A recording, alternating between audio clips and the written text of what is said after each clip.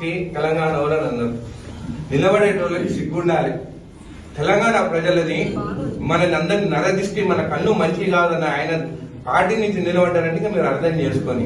అయినా కానీ ఆయన ఒక యాక్టర్. ఈ యాక్టర్స్ ఎట్లుంటారు, ప్రొడ్యూసర్స్ కోసం వెతుకుతుంటారు. అంటే ప్రొడ్యూసర్స్ పైసలు పెడితే యాక్టింగ్ చేస్తారు. 2019 లో వితౌట్ ప్రొడ్యూసర్ పోయినాడు, ఒక సీట్ గెలవలేదు. దాని తర్వాత 2024 లో ఒక ప్రొడ్యూసర్ చంద్రబాబు నాయుడుని వెతుకున్నాడు, కో ప్రొడ్యూసర్ లోకేష్ ని వెతుకున్నాడు, గెలిచిండు.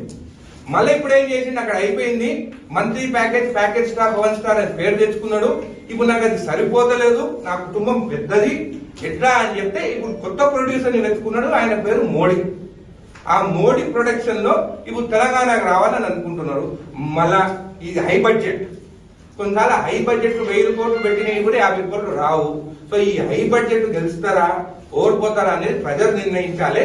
తెలంగాణకి వచ్చిన తర్వాత మళ్ళా ఆంధ్రోల కన్ను మన తెలంగాణ పైన పడ్డది. మన భూముల రేట్లు ఎక్కున్నాయి, ఆంధ్ర భూముల రేట్లు తక్కున్నాయి. వాళ్ళు బెంగళూరు కర్ణాటక పోతే బతకలేరు. తెలంగాణకు వస్తే మనం అమాయకులం. వాళ్ళు ఏమన్నా నరదిష్టాన్ని అన్నా కానీ మనం పడి వింటూ. ఈరోజు అనిరుద్ రెడ్డి కాంగ్రెస్ పార్టీ శాసనసభ్యుడు మతి స్థిమితం లేకుండా పిచ్చి పిచ్చిగా మాట్లాడుతున్నాడు. ఈయన శాసనసభ్యుడు అన్నాడు కూడా నాకు మనసు రావట్లేదు. అసలు ఈయన ఎమ్మెల్యే ఎలా అయ్యారో కూడా అర్థం కావట్లేదు. తెలంగాణలో పుట్టి, తెలంగాణలో పెరిగి, తెలంగాణలో పోటీ చేసే అభ్యర్థుల గురించి ఈయన పిచ్చి పిచ్చిగా మాట్లాడుతున్నారు. సిగ్గుండాలా? అసలు మీకు సిగ్గుందా? ఎక్కడో ఇటలీ కాంగ్రెస్ పార్టీ అధ్యక్షురాలు సోనియా గాంధీ గారి అధ్యక్షతన మీరు పోటీ చేస్తున్నారు. మీకు సిగ్గుందా? ఒకసారి ఆలోచించుకోండి.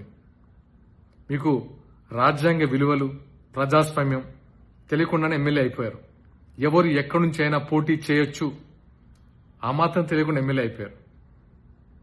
మేము తెలంగాణలో 336 మందికి, బడుగు బలహీన వర్గాలు, అతి సామాన్యులకి, పోరాట స్ఫూర్తి ఉన్న వాళ్ళకి, హక్కుల కోసం పోరాడే వాళ్ళకి టికెట్లు ఇచ్చాం. మీరు ఎలాంటి వాళ్ళకి ఇచ్చారో మీకే తెలుసు. ఆర్థికంగా లేకపోయినా గుండె ధైర్యంతో పోరాడుతున్నారు జనసేన కార్యకర్తలు. ఇక్కడ పవన్ కళ్యాణ్ గురించి మాట్లాడే అర్హత నీకుందా? నీ జీవితంలో ఎప్పుడైనా నీ స్వంత మణి తీసి నీ నియోజకవర్గ ప్రజలకు ఇచ్చావా? పవన్ కళ్యాణ్ గారు పదవిలో ఉన్నా లేకపోయినా సరే ఆయన స్వంత మణిని, కుటుంబాన్ని పక్కన పెట్టి సరి అందరికీ తన స్వంత కష్టాజితాన్ని పనిచేశారు ఎప్పుడో. అలాంటి ఆయన పట్టుకొని పిచ్చి పిచ్చి మాటల యాక్టరు, ప్యాకేజు, ఒక దేశ ప్రధానమంత్రిని పట్టుకొని పిచ్చి పిచ్చి మాటల. నువ్వేమేమిలాగా?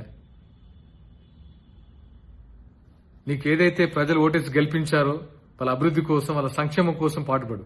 అంతేగాని ఇలా పిచ్చి పిచ్చి మాటలు మాట్లాడి ఈ ఎమ్మెల్యేకి పదవికి ఉన్న గౌరవాన్ని తగ్గించరు. నీ వల్ల మిగతా ఎమ్మెల్యే కూడా చెడ్డ పేరు వస్తుంది. ఇక్కడ నుంచి ఇలాంటి మాటలు మాట్లాడితే ఇతర పార్టీలు కాదు, నీ పార్టీ వాళ్ళే హర్షించారు. గుర్తుపెట్టుకో మిస్టర్ అనిరుద్ రెడ్డి. నీ కార్యకర్తలు వచ్చే కొట్టేస్తారు ఇంట్లో నిన్ను.